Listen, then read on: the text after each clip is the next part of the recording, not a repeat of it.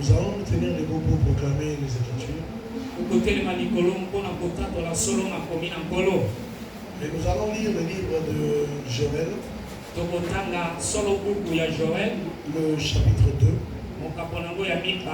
le verset 25 au verset 27. Joël, chapitre 2, le verset 25 au verset 27.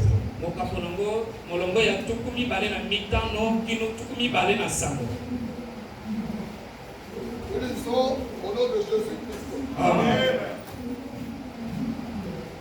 Je vous remplacerai. Les années vont dévorer la sauterelle, le gelec, le asile et le gazon, ma grande armée que j'avais envoyée contre vous.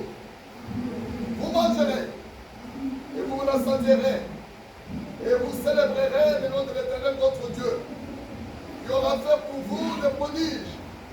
Et mon peuple ne sera plus jamais dans la confusion. Et vous saurez que je suis au milieu d'Israël, que je suis l'Éternel votre Dieu, et qu'il n'y en a pas d'autre. Et mon peuple ne sera plus jamais dans la confusion. Amen. Si, papa André, tu peux lire pour nous Luc chapitre 15, le verset 11 au verset 20. Luc chapitre 15, le verset 11 au verset 20. Il dit encore, un homme avait deux fils. Le plus jeune dit à son père, mon père, donne-moi la part de bien qui doit me revenir. Et le père leur partagea son bien. Peu de jours après, le plus jeune fils, ayant tout ramassé, partit pour un pays éloigné, où il dissipa son bien en vivant dans la débauche. Lorsqu'il eut tout dépensé, une grande famine survint dans ce pays. Et il commença à se trouver dans le besoin. Il alla se mettre au service d'un des habitants du pays, qu'il envoya dans ses champs garder les pourceaux. Il aurait bien voulu se rassasier des carouges pour manger les pourceaux, mais personne ne lui en donnait. Étant rentré en lui-même, il s'est dit, combien de mercenaires chez mon père ont du pain en abondance? Et moi ici, je meurs de faim. Je me lèverai, j'irai vers mon père, et je lui dirai, mon père, j'ai péché contre le ciel et contre toi. Je me supplie digne d'être appelé ton fils. Traite-moi comme l'un de tes mercenaires. Et il se leva et alla vers son père. Comme il était encore loin, son père le vit et fut ému de compassion. Il courut, se jeta à son cou et le baisa. Amen. L'Éternel ajoute une bénédiction dans le Dieu de sa parole.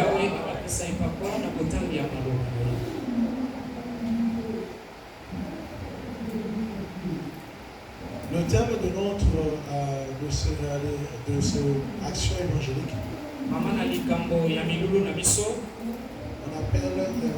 intitulé le temps de la restauration.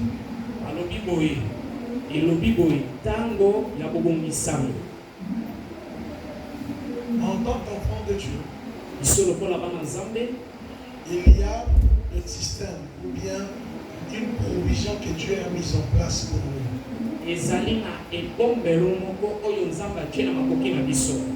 Une provision qui nous donne un avantage par rapport à ceux-là qui ne sont pas en Christ.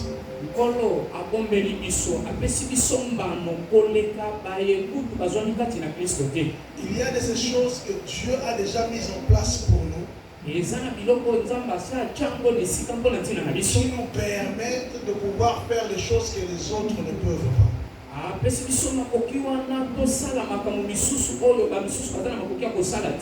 Et l'une des choses que Dieu nous a données en tant qu'enfant de Dieu, ou alors la première chose que Dieu nous a donnée, ça s'appelle le salut. Amen. Car au travers du salut, nous avons l'espoir d'avoir, de vivre une vie meilleure, même au-delà de la mort. Et le salut, c'est ce qui nous ouvre la porte pour accéder à toutes les promesses de Dieu et à toutes les provisions que Dieu a pour nous. C'est ainsi lorsque la femme phénicienne est venue vers Jésus. Il a demandé à ce que Jésus puisse guérir son enfant. Et Jésus-Christ a simplement répondu: on ne donne pas la nourriture des enfants aux chiens. C'est-à-dire que la guérison divine, donc sa forme que Dieu l'a réservée, c'est simplement le pain qu'on donne aux enfants. Ce n'est pas quelque chose qu'on donne aux autres. Et lorsqu'il s'agit maintenant de perdre, ou alors lorsqu'il y a perte, Dieu a aussi mis d'autres systèmes ou mécanismes en place. Car lorsqu'on parle de perte, et on parle de la restauration par exemple, Dieu ne restaure pas les maisons perdues. Dieu ne restaure pas les habits. Dieu ne restaure pas les avoirs. Mais Dieu restaure le temps. Car le temps est l'unité de mesure de destinée. On mesure la destinée. Non, destinée.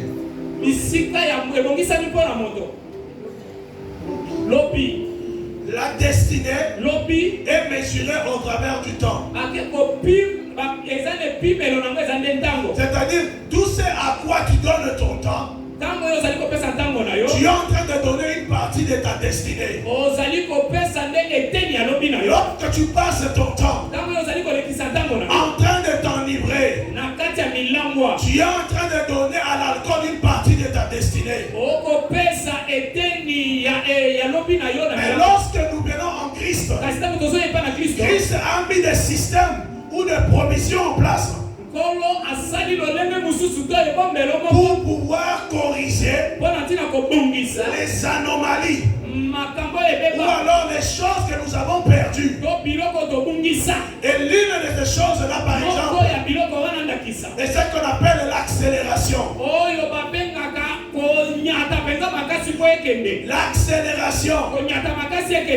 L'accélération, c'est lorsque Dieu peut condenser quelque chose qui pouvait te prendre des années, et l'Éternel le accomplit en quelques jours. C'est comme lorsque Israël est venu devant Jéricho. Sur base de la technologie du temps, ça aurait pris Israël 7 ans pour conquérir la ville de Jéricho. Mais lorsque Dieu manifeste la grâce dans la vie de son peuple, il amène l'intelligence surnaturelle. Ce qui devait prendre 7 ans, Dieu l'a condensé en 7 jours. Chaque année qui devait me passer correspondait simplement en un seul jour. Amen. Amen. Lorsque Israël s'est présenté devant la mer Rouge, ça aurait pris Israël, je ne sais pas combien d'années, pour pouvoir bâtir un pont qui va leur permettre de traverser la mer. Mais lorsque la grâce de Dieu vient, elle est capable de faire l'impossible. Là où la mer était devant eux, la Bible nous dit que la mer s'est ouverte en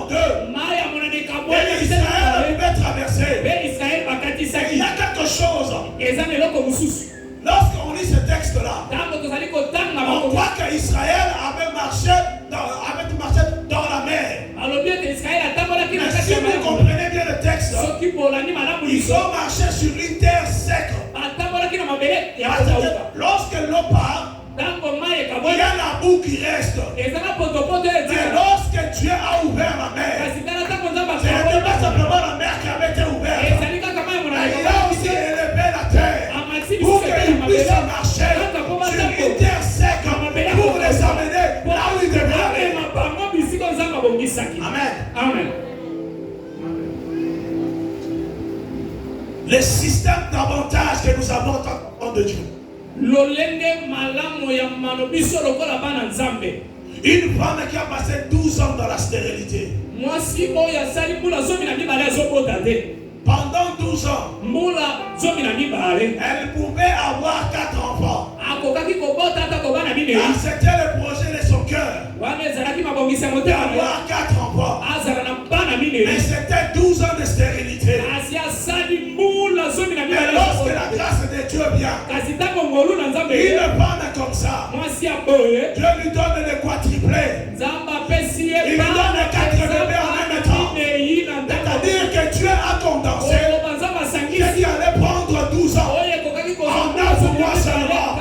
Et elle a pu accomplir ce qu'elle devait faire. Et dans tous ces systèmes que Dieu a mis en place, dans toutes ces provisions que nous avons de Dieu, il y a une qu'on appelle la restauration. Le mystère de la restauration. C'est quelque chose que beaucoup d'enfants de Dieu nous avons prié pour la restauration. On a déclaré la restauration dans nos vies. On a reçu des prophéties que cette année, ça sera ton année de restauration. Mais le problème est que cette restauration se peut encore attendre. Le problème est simplement parce que bien que la prophétie a été déclarée, il y a des principes spirituels qui gouvernent la dimension de la restauration. Ce n'est pas simplement parce que tu l'as dit que la restauration commence. Il y a des principes que Dieu a mis en place. Quand Moïse vient devant Dieu, il dit Seigneur, j'ai trouvé grâce devant toi. Enseigne-moi tes voies pour que je puisse la trouver grâce. C'est bien d'expérimenter la puissance de Dieu. C'est bien de voir les œuvres de Dieu. Mais c'est beaucoup mieux de connaître les voies de Dieu. Car lorsque tu connais les voies de Dieu, tu comprends les principes qui amènent au résultat que tu attends.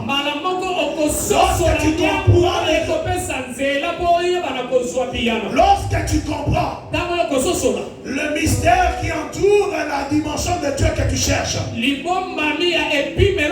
c'est en ce moment-là tu peux être garanti du résultat que tu vas avoir.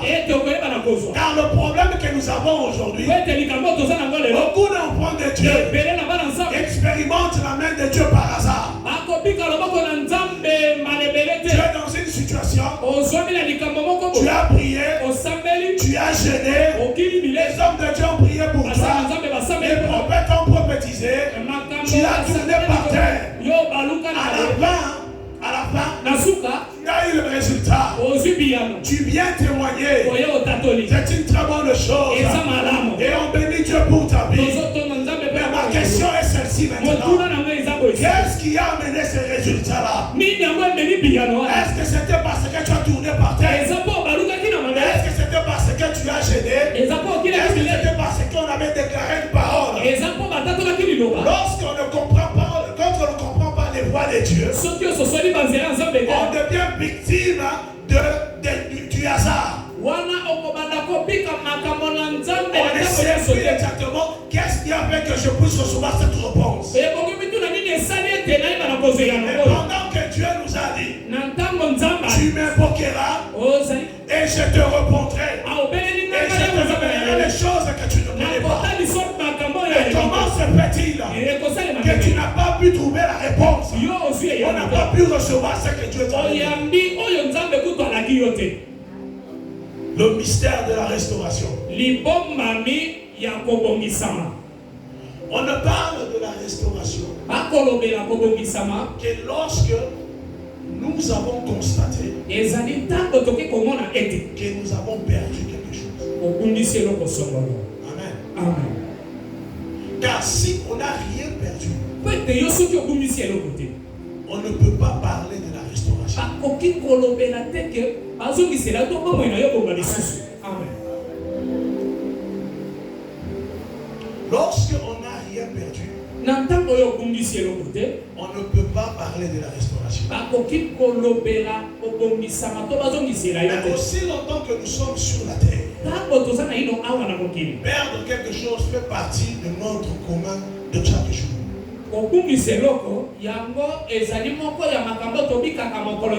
Tu peux perdre l'argent.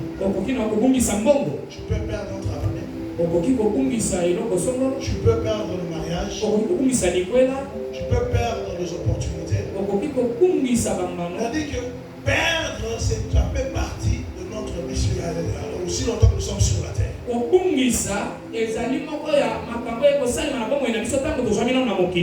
Mais avant que nous puissions avancer, avant que nous puissions parler de la restauration elle-même, j'aimerais simplement passer quelques minutes pour vous montrer sur base biblique quelles sont les raisons pour lesquelles nous pouvons perdre des choses dans la vie. Comment se fait-il qu'on arrive au point de perdre des choses? La première raison pour laquelle nous perdons dans la vie, c'est le manque de discernement. Le manque de discernement dans la vie d'un enfant de Dieu, ou dans la vie de quiconque, est l'une des raisons pour laquelle nous expérimentons la perte. Dans Matthieu 13, le verset 1, il nous parle de la parabole du semeur. Il nous fait comprendre que la première sémence est tombée sur le bord de la route. Et la Bible, comme Jésus-Christ explique la parabole,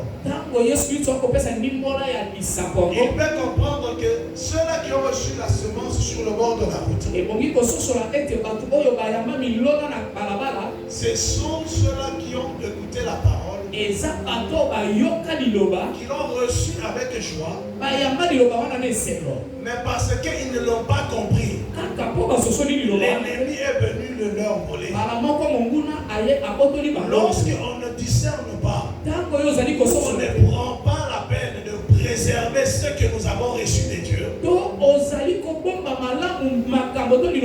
D'une manière ou d'une autre, on court le risque de perdre cela. Car ça prend plus que le désir. Ça prend plus que le désir. Et même plus que la volonté.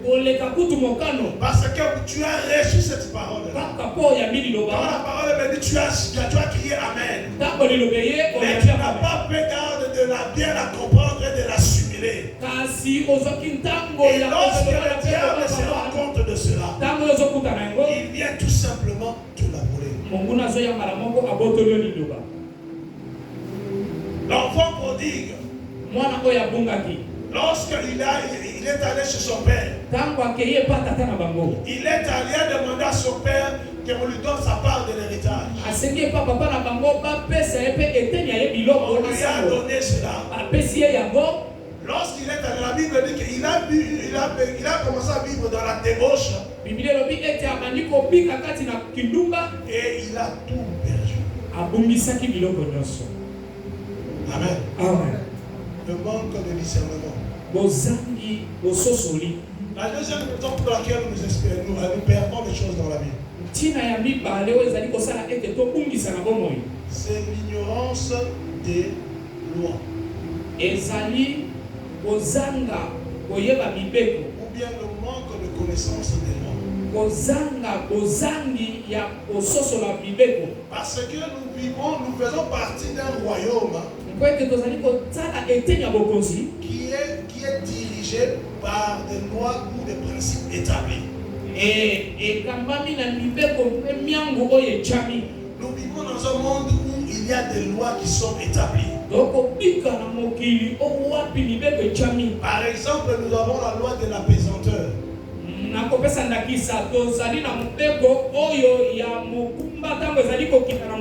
Lorsque tu jettes quelque chose, elle va retomber. Lorsque tu ne comprends pas cette loi-là, et que tu montes sur un building, tu crois que tu peux sauter. Quand tu vas atterrir par terre, tu te casses les jambes. C'est en ce moment-là que tu vas comprendre à quoi sert cette loi-là. Et aussi, en tant qu'enfant de Dieu, il y a les lois qui gouvernent notre vie en tant que chrétien. Ici, je ne parle pas de la loi comme dans la loi de Moïse. Mais ici, je parle plutôt de principes divins auxquels nous devons marcher. C'est par exemple, l'obéissance. La Bible nous dit que nous devons marcher dans l'obéissance. Car il n'y a que l'obéissance qui peut nous garantir la grâce de Dieu. La Bible parle aussi, par exemple, de la loi de la moisson et de la loi de la semaine et de la moisson. Et il y a ce qu'on appelle la loi de la destinée. On parle de la loi des saisons. Quelle que soit la connaissance que tu as, si tu sèmes une plante dans la mauvaise saison, tu ne vas rien récolter. Ce n'est pas que Dieu t'a fait du mal, mais c'est le manque de connaissance des lois dans le domaine dans lequel tu es investi qui est responsable de la perte que tu as occasionnée. C'est pour cela dans Osée chapitre 4 verset 6, il dit que mon peuple périt. Mon peuple est en train de périr. Ils ne périssent pas parce qu'ils ne prient pas. Ils ne périssent pas parce qu'ils ne prophétisent pas. Ils ne périssent pas parce qu'ils n'ont pas d'argent. Ils périssent parce qu'ils manquent de connaissances. Lorsqu'on n'a pas la connaissance, on peut prendre même ce que nous avons et tout simplement abuser de cela. Mais c'est pour cela Ésaü manquait la connaissance. Il a regardé le droit de naissance. Simplement que le fait d'être venu au monde avant, pendant que dans la pensée de Dieu, le droit de naissance c'est plus que le fait d'être né en premier. Au CD, l'Éternel a payé une promesse d'une double portion. Une double portion de tous tes frères. C'est-à-dire que c'est une double portion pour de tous tes frères. Et lorsque toi tu viens, beaucoup de gens veulent recevoir la double portion. Mais ils ne veulent pas assumer la position d'aîné. Ils ne veulent pas marcher comme un aîné. Mais écoute-moi très bien. Tu peux mourir de faim. Mais ta position en tant qu'aîné, ou ta position en tant qu'enfant de Dieu, c'est la seule chose qui peut te garantir que l'Éternel va intervenir dans ton cas. Quel que soit ce que tu cherches, quel que soit ce que tu es en train de vouloir faire, le fait que tu es enfant de Dieu, Dieu dit quelque chose. Il nous a promis. Il dit que tu essaieras avec toi. Et tout ce que tu entreprendras sera une réussite. Il dit à Josué, tu dois être fort. Tu dois être courageux. On ne parle pas de courage pour simplement aller bâtir les maisons. Non, avoir le courage d'assumer ta position en tant qu'enfant de Dieu. Avoir le suis enfant de Dieu. Quel que soit ce que tu veux me donner, moi je reste enfant de Dieu.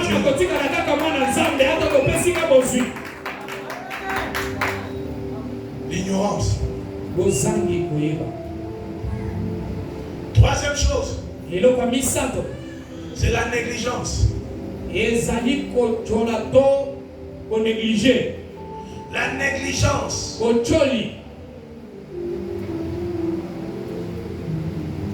La négligence. Avant, tu peux nous lire Hébreux chapitre 2, verset 3.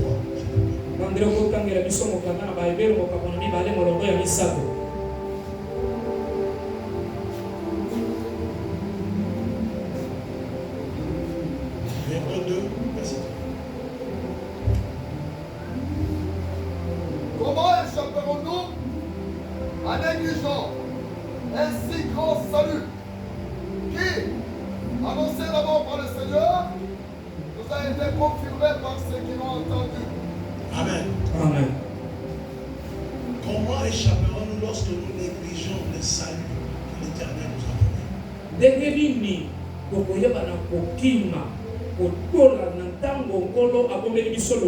C'est que Dieu t'a donné. Tu as négligé cela.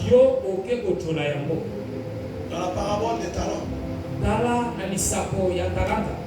la Bible dit que le maître, avant de partir, il a donné 5 talents à un de ses ouvriers. Il a donné 2 chez un autre. Il en a donné 1 au dernier. Et la Bible dit qu'il leur a donné selon leur habileté, selon ce qu'ils sont capables de faire.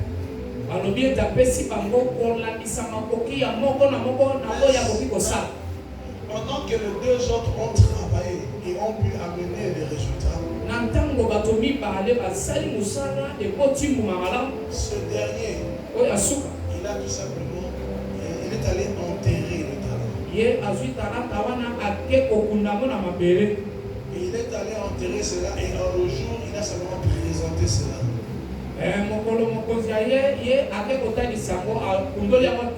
Et il lui dit simplement, je savais que tu es un homme dur,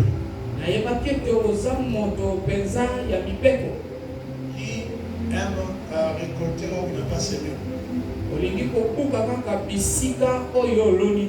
Alors, comme je ne voulais pas perdre, j'ai pris les talents, je te le remets.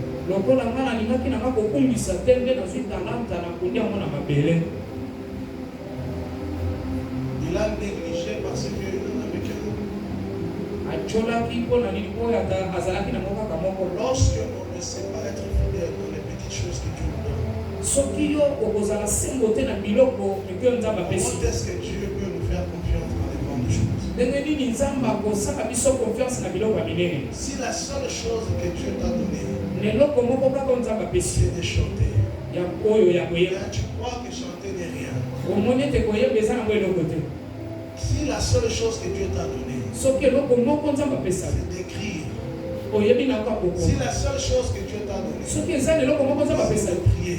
Et tu prends ce que Dieu te donne, tu vas négliger cela. Pourquoi t'attendre à plus que ça? Beaucoup de personnes ont raté des opportunités parce qu'ils croient qu'ils n'avaient pas assez pour faire ce qu'on leur a demandé de faire.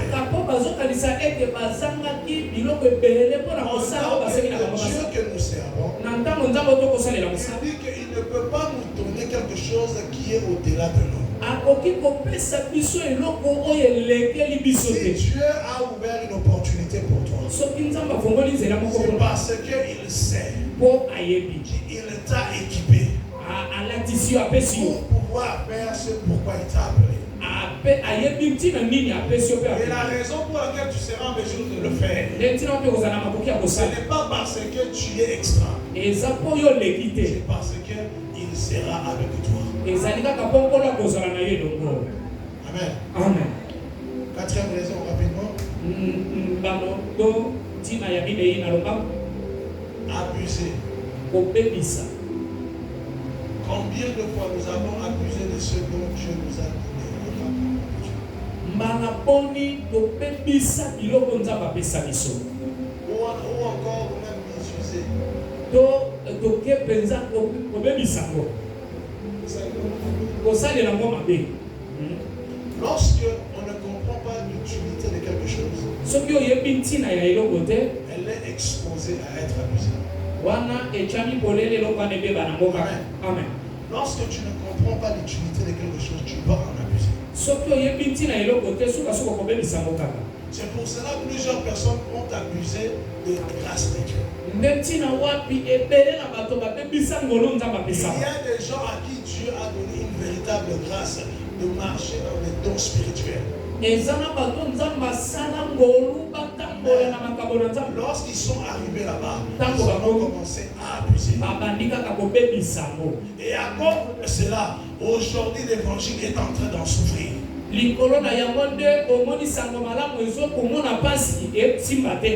Amen. Amen. Dieu te donne une bonne femme, tu es en train d'abuser. Dieu te donne un bon travail, c'est là où tu commences à voler l'argent, tu es en train d'abuser. On te met dans un magasin pour vendre, c'est là où tu commences à prendre une partie d'argent, tu mets dans la poche, tu abuses de ce qu'on t'a donné.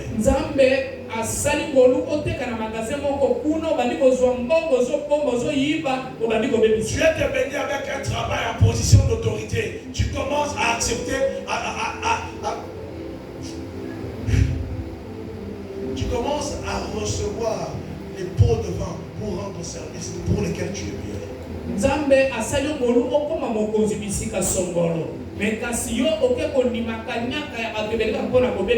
Le Congo, c'est le seul pays au monde là où tu dois corrompre quelqu'un pour faire le travail pour lequel il est payé. Son travail est de prendre les papiers,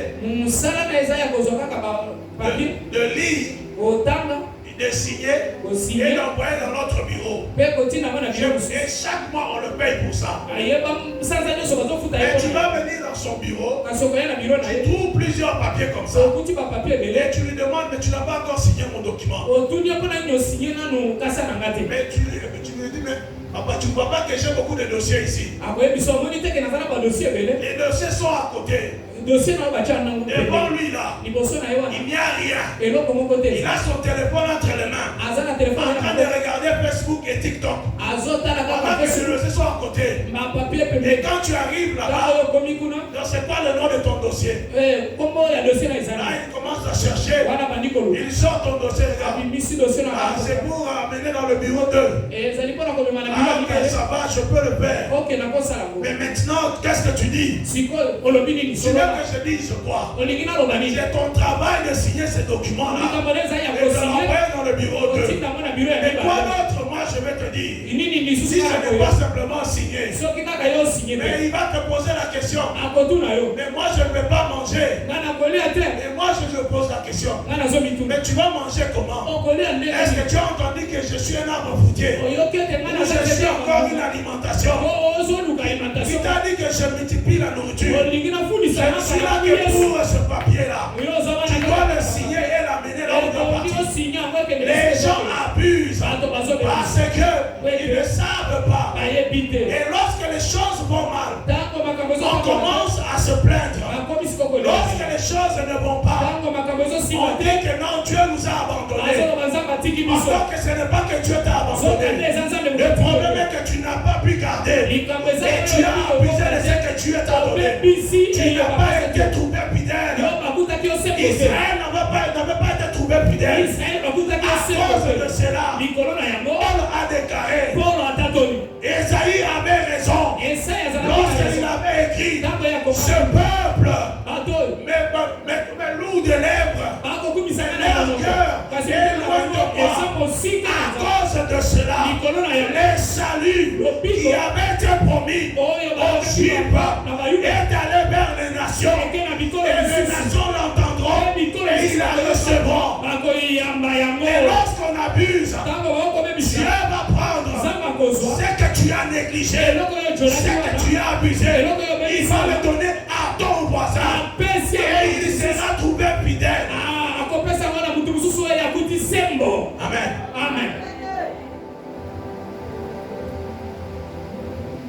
de discernement. Manque de connaissance des lois. Négligence et abus. Mais nous avons une autre catégorie. Dans cette catégorie ici, le temps que tu es en train de traverser, ce n'est pas parce que tu as manqué de discernement. Ce n'est pas quelque chose que toi tu as fait. Mais ça s'appelle les tests et les épreuves.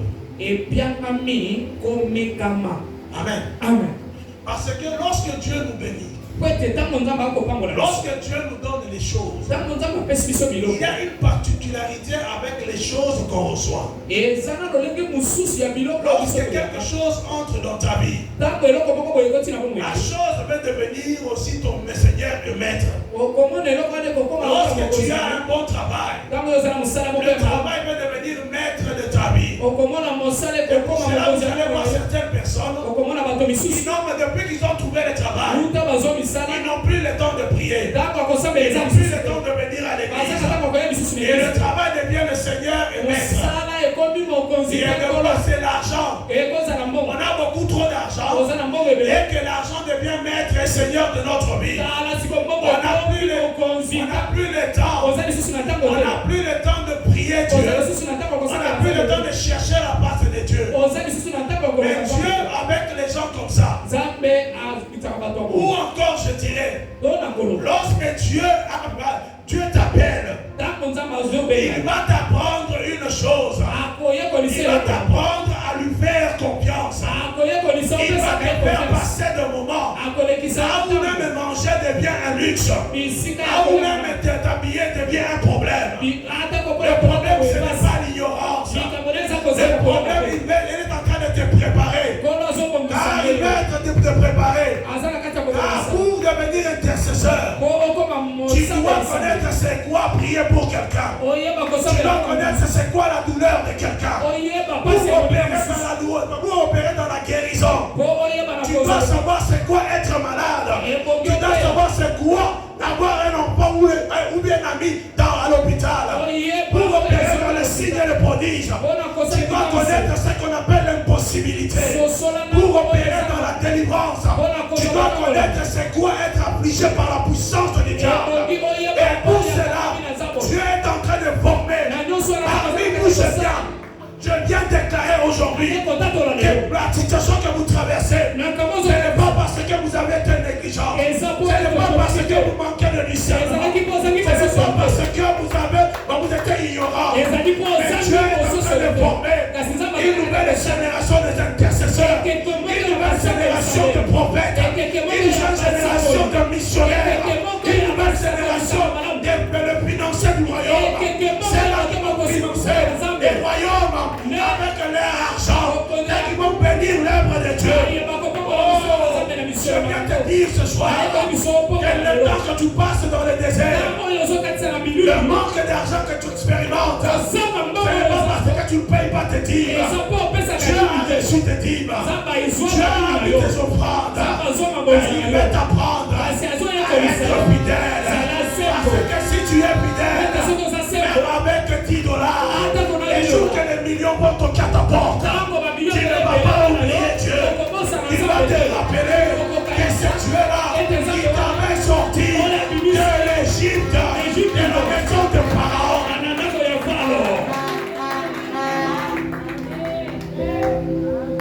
L'état là où Dieu est en train de former quelqu'un. C'est ce que moi j'appelle l'école de l'esprit.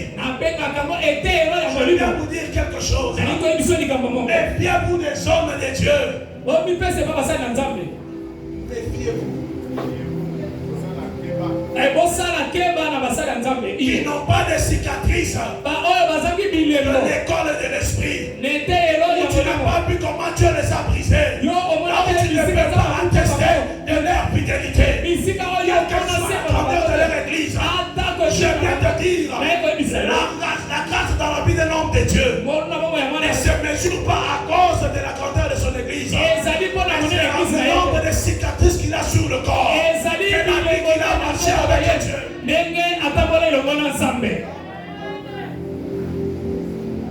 Les temps des épreuves et des tests.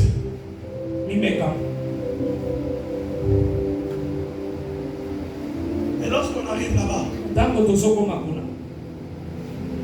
c'est en ce moment-là, tu sais que tu as perdu.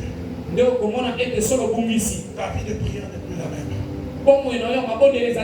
Tu es peut-être un homme de Dieu, mais le feu de la prière n'est plus là. Les soucis de ce monde ont envahi ton univers. Tu n'as plus la force de prier. Ou alors les finances ne suivent plus. Tu commences les projets, ça s'arrête toujours. Tu ne sais pas voir là où ça va t'amener.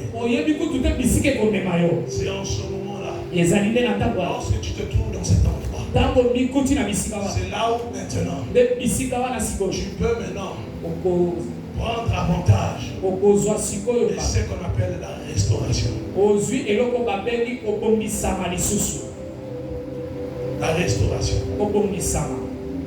Dans le livre de Luc chapitre 15. Là nous avons lu par rapport à l'enfant prodigue.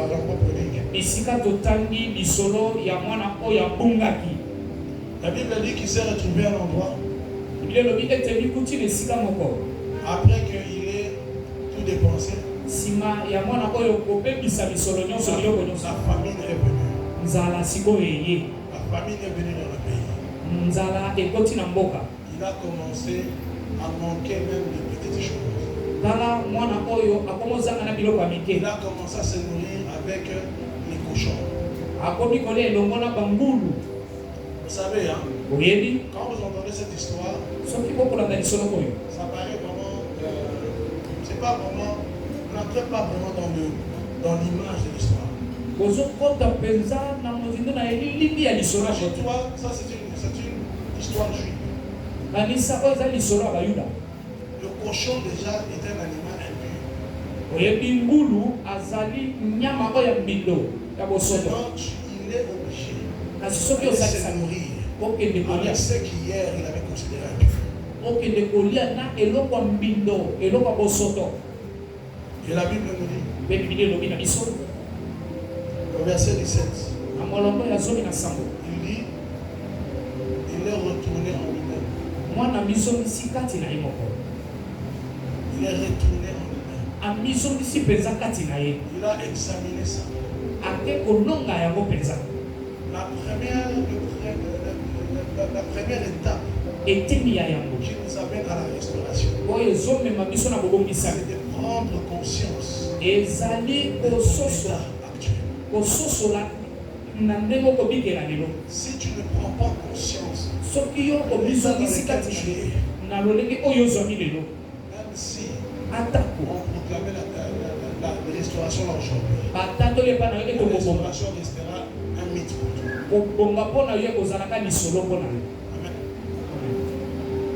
Il a reconnu. Il a dit, comment se fait-il moi je suis ici? Donc, comment se fait-il que moi ici, dans la maison de mon père, même les serviteurs ont assez pour manger. Et moi, je manque même de quoi manger. Jusqu'à ce que tu arrives au point de vraiment prendre conscience de ta situation. Et clairement prendre le temps d'examiner ta vie. La raison pour laquelle je t'ai expliqué pourquoi nous perdons,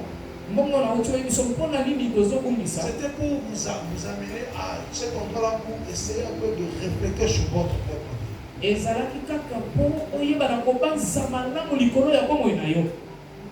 La situation dans laquelle tu te trouves. Est-ce que la situation dans laquelle tu te trouves correspond à ce que Dieu t'a promis? Ou bien est-ce que dans ta vie tu te trouves là où tu es censé être? To na komo inayo omikuti lelo na bisiko esengeli eto omikuta. Amen. Amen. Il est revenu en lui-même. Il a commencé à réfléchir. Toutes les choses.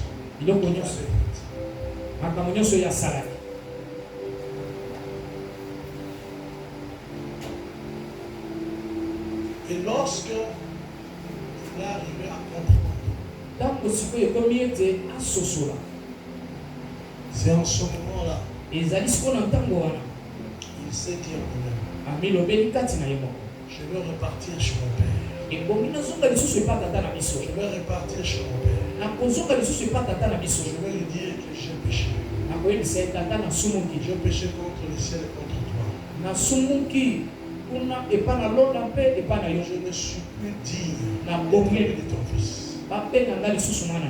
Mais prends-moi même comme ton serviteur. Prends-moi comme ton serviteur.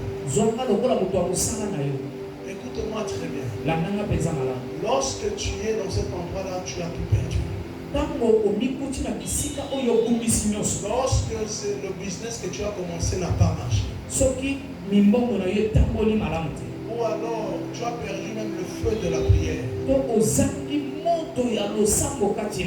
Ou alors le ministère ne marche plus. Ce n'est pas aller voir les soi-disant hommes de Dieu puissants qui va changer la situation.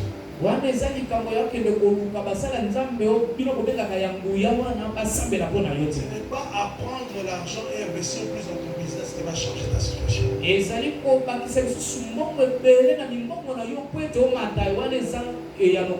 C'est de retourner vers ton Père. Amen.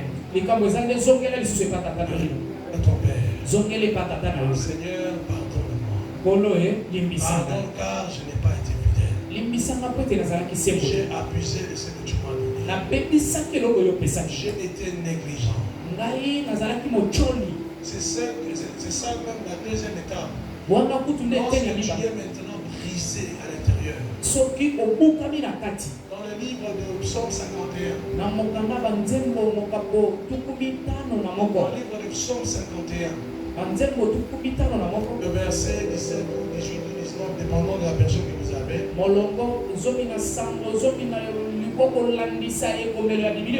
La Bible dit que c'est un cœur brisé. Un cœur que l'Éternel recherche. Lorsqu'on arrive au point là, nos cœurs sont réellement brisés. Par rapport à notre situation. Et nous cherchons la réconciliation avec Dieu. C'est que lorsque tu arrives à ce point-là, que tu peux aller chercher la réconciliation avec Dieu. La raison pour laquelle beaucoup de gens n'expérimentent pas la miséricorde de Dieu. Parce que tout simplement leur cœur n'est pas encore brisé. Ils ne savent pas reconnaître leur état. Ils ne savent pas reconnaître qu'il y a de prérogatives pour pouvoir toucher à la miséricorde.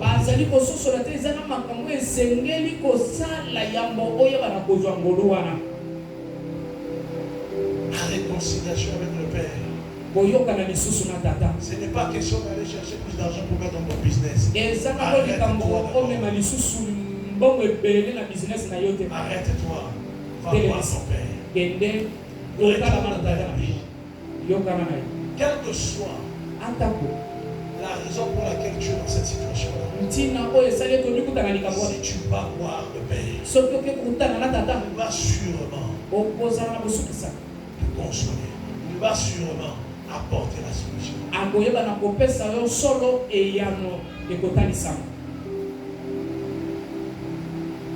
Amen. Et la Bible nous dit que ce n'est pas seulement question de le penser. Non, je dois me repentir. Je dois me repentir. Je dois chercher la face de Dieu. C'est bien de le penser. Mais c'est beaucoup mieux d'aller le faire. Pas simplement qu'il l'a pensé. La Bible a dit que le matin, il s'est levé. Il a commencé à repartir. Il a commencé à marcher vers son Père. Il y a quelque chose. Lorsque tu te décides de repartir vers ton Père, il ne va pas t'attendre à la maison. Le moment là où tu as commencé à marcher, là aussi au même moment, lui aussi va commencer à marcher. Parce qu'il a de peur que tu puisses arriver quelque part et que tu changes d'habit. Quand tu commences à marcher, lui aussi commence à marcher vers toi. Et lorsqu'il te voit, pendant que tu es en train d'hésiter, il va même courir vers toi pour qu'il puisse t'embrasser, pour qu'il puisse te dire, bon retour à la maison, mon fils. Bon retour à la maison.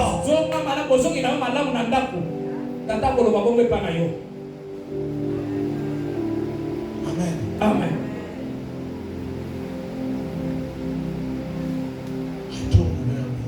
Lorsque tu marches vers lui, il marche aussi vers toi.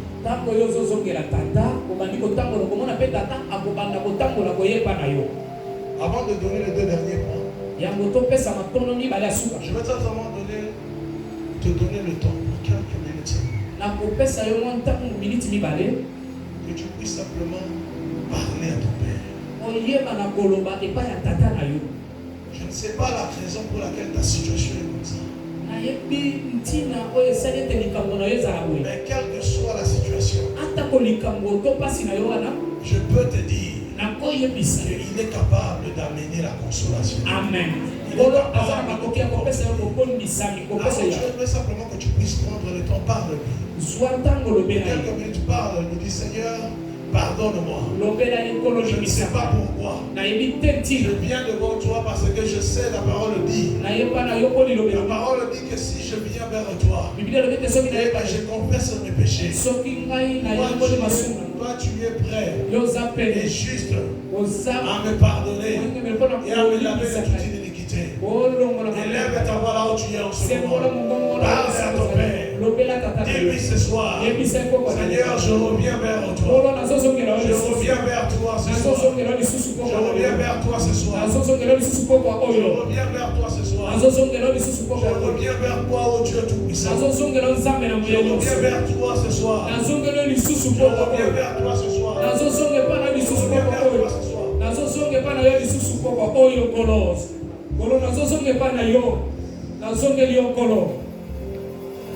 Parle-lui. Il est là pour t'écouter. Il est là pour t'écouter. Il est capable de te restaurer. Mais tu as besoin de le parler. Tu as reconnu et ta vie n'est pas là où elle doit être. Il y a encore du chemin. Ceux-là avec qui tu as commencé sont déjà bien avancés. C'est voilà que toi tu es en retard. Mais il est capable de te restaurer. Il est capable de te restaurer. Il est capable de te restaurer. Parle-lui ce soir. Parle-lui ce soir. Il est capable de te restaurer. Quelle que soit la circonstance. Si c'était le manque de discernement, si c'était le manque de connaissance des lois, il est capable de changer ta vie, de restaurer toutes choses. Allez vers lui. Tu dois le parler. Peut-être que c'était la négligence. Peut-être que c'était la négligence ou les abus ou les misses. Je viens te dire, il est capable. Peut-être pour toi ce sont les épreuves. Ce sont les épreuves. Donne à lui la force. Il y a de ces situations dans ta vie. Même si tu pries et ça ne va pas passer, tu ne peux que prier pour la grâce de les traverser. Tu peux prier que pour la grâce de traverser ces situations-là. Et cette grâce-là est disponible ce soir. La grâce est disponible ce soir. Dans ta vie ce soir. Et aujourd'hui tu as cette opportunité-là.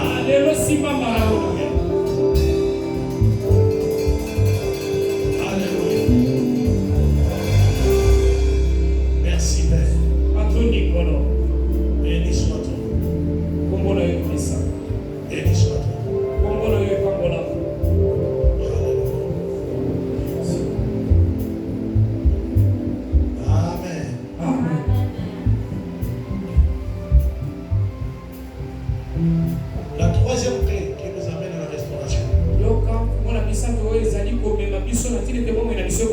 s'appelle la connaissance. Amen. Amen. La connaissance. Lorsque tu connais, c'est que tu as les promesses de Dieu. Ou alors tu connais les voies de Dieu. C'est en ce moment-là que tu peux maintenant approcher Dieu pour recevoir ces choses-là. Car tout ce que tu cherches est disponible pour toi. Toutes les promesses sont yé et amen. Amen. En Christ Jésus. Tout ce dont tu as besoin dans ta vie est disponible en Christ. Est-ce que vous savez quelque chose? Que beaucoup de gens ne connaissent pas la différence entre la restauration et le progrès. Beaucoup de gens ne connaissent pas la différence entre le progrès et la restauration. Je vais vous montrer c'est quoi la différence entre les deux. Parce que pour la quatrième clé, vous devez avoir cette connaissance ici.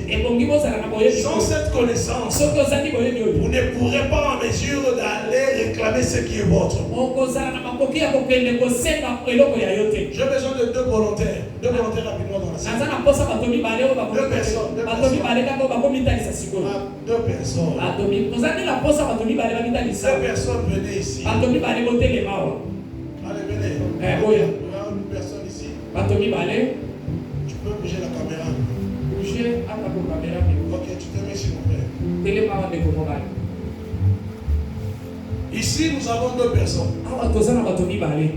Ces deux personnes ici sont nées dans la même année.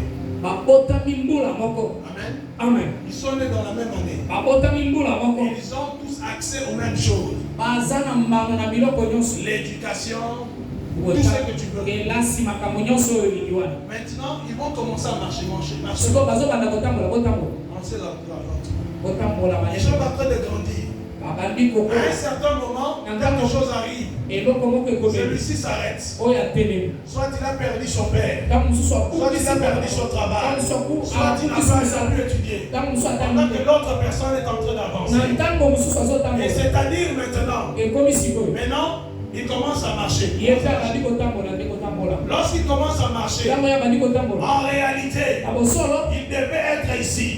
Parce que là où ils avaient commencé ensemble, mais lui, il est encore ici. C'est vrai qu'il est en train de marcher. C'est ce qu'on appelle le progrès. Il est en train de progresser. Il est en train d'avancer. Mais ça, ce n'est pas la restauration. Amen. Retournez. Maintenant, lorsqu'on parle de la restauration, celui-ci s'arrête ici. La vie devient compliquée. La restauration, c'est lorsqu'il est là, la grâce de Dieu vient le prendre. Il commence à le projeter. Il amène jusqu'à ce lieu. Lorsque la restauration vient dans la vie de quelqu'un, il ne peut plus voir la différence qu'il avait derrière. Il ne peut plus voir que cette personne avait perdu le temps. C'est ce qu'on appelle la restauration. Et la quatrième clé que Dieu nous a donnée, merci, vous pouvez vous mettre. La quatrième clé que Dieu nous a donnée pour la restauration, ça s'appelle le prophétique. La dimension prophétique de Dieu, c'est ce qui est capable de prendre quelqu'un là où tu étais en retard et de te projeter au-delà de ce qui était allé avant toi. La prophétie de Dieu, c'est ce qui te permet de t'amener là où tu devais être. La Bible nous dit quelque chose. Bien qu'Israël avait passé 400 ans en Égypte, bien qu'il avait passé 40 ans dans le désert, la promesse de prendre Canaan en possession n'a jamais expiré. Les promesses de Dieu n'expirent pas. Les promesses de Dieu n'expirent pas. Et lorsque la prophétie, lorsque la parole de Dieu est déclarée, c'est ce qu'on appelle la parole de prophétie par excellence. Vous savez, aujourd'hui,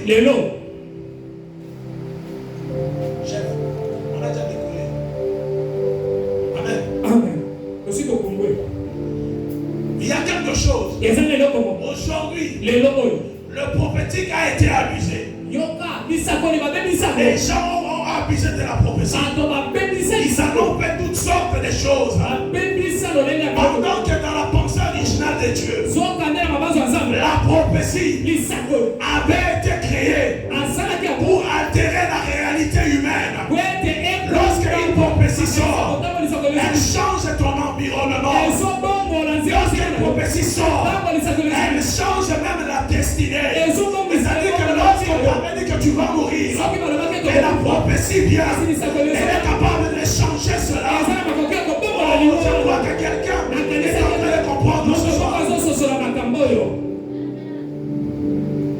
Alléluia.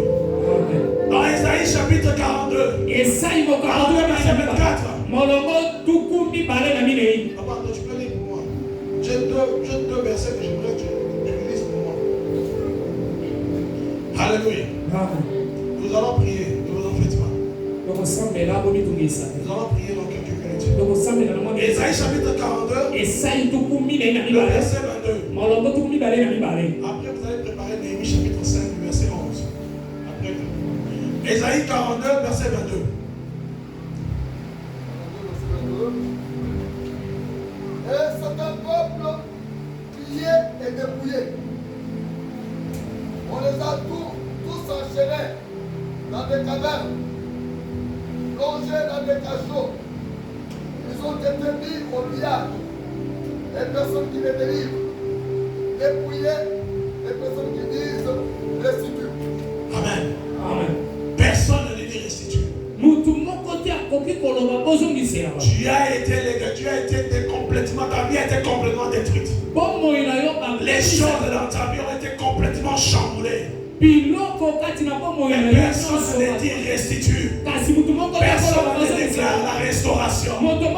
Je viens vous dire quelque chose. Après que tu es réconcilié avec ton Père, après qu'il t'a accordé la connaissance, le reste, c'est entre tes saintes mains. C'est entre tes mains maintenant. Car il y a quelqu'un qui doit se lever, qui dit Seigneur, restaure. Quelqu'un doit déclarer la restauration dans son propre vie. Ce n'est pas à moi de déclarer cette restauration pour toi, mais c'est à toi de déclarer cette restauration. Lis-moi Néhémie chapitre 5, verset 11. Je vais pouvoir tous nous tenir debout si vous voulez. Néhémie 5, verset 11. 5, verset 11. Rendez-leur donc aujourd'hui. Rendez-leur donc aujourd'hui leurs champs, leurs vignes, leurs oliviers et leurs maisons. Et la centième de l'argent, du blé, du mout et de l'huile que vous avez exigé d'eux comme intérêt. Amen. Amen. Et il dit, rendez-leur aujourd'hui. Aujourd'hui, je ne dis pas demain. Il doit vous rendre ces choses-là aujourd'hui. Il doit vous rendre les blés qu'ils ont pris. Il doit nous rendre ce qu'ils ont volé. Il doit vous rendre le centième de l'argent qu'ils vous ont dérobé. Il doit vous rendre l'huile que vous avez perdue. L'onction qui n'était pas sur ta tête doit revenir. La grâce qui n'était pas dans ta vie doit revenir. Et lorsque tu comprends ces choses-là, tu comprends que tu dois prophétiser. Je peux avoir la chorale rapidement. Lorsque tu sais que tu dois prophétiser. Tu sais ce que tu as perdu. Mais aujourd'hui, le temps de la restauration, ce n'est pas demain. Le temps de la restauration, c'est aujourd'hui. Quelqu'un doit déclarer Seigneur, restaure. Quelqu'un doit déclarer que Seigneur restaure. Dans le livre d'Ézéchiel chapitre 37. Dans le livre d'Ézéchiel 37. Et la Bible nous dit. Et que l'Esprit de l'Éternel m'a pris, moi Ézéchiel. M'a amené dans la vallée des ossements desséchés. Les ossements desséchés. C'est-à-dire qu'il y avait la vie avant. Mais aujourd'hui, il n'y a plus de vie. Lorsque je te regarde, je sais qu'il y avait la vie avant. Mais aujourd'hui, il ne reste plus rien. Aujourd'hui, il n'y a plus signe de vie. Et il vient, il dit, oh, puisse de l'homme, est-ce que ce son peut vivre encore? Est-ce que ce son peut encore vivre? Et Ézéchiel répond, toi seul l'Éternel sait. Écoute-moi très bien. Lorsque Dieu vient te poser une question, c'est parce qu'il a déjà préparé la trace pour résoudre ce problème-là. Il a dit à l'homme paralytique, est-ce que tu veux être sauvé? Est-ce que tu veux être guéri? Il sait déjà ce qu'il était venu faire. Aujourd'hui, il te pose la question, est-ce que ta situation peut vivre encore? Est-ce que ta vie peut encore changer? Est-ce que la vie de prière peut revenir? Est-ce que l'onction peut revenir dans ta vie aujourd'hui? Et il dit, moi seul le Seigneur le sait. Moi seul le Seigneur le sait. Et il dit quelque chose. Fils de l'homme prophétise. Prophétise sur les eaux. Prophétise sur les eaux. Écoutez-moi très bien. Lorsque tu as dit ces choses, les eaux ont entendu Dieu. Les eaux ont entendu Dieu. Et la vie n'est pas revenue. Les eaux ont entendu Dieu. Mais la vie n'est pas revenue. Mais il fallait que Ézéchiel puisse prophétiser. Pour que les souffles du Tout-Puissant puissent revenir dans ces eaux-là desséchées. Alors je veux que tu élèves ta voix maintenant. Et que tu puisses prophétiser dans ta situation. Car tu es capable de revenir dans la vie. Là où il n'y avait plus de vie.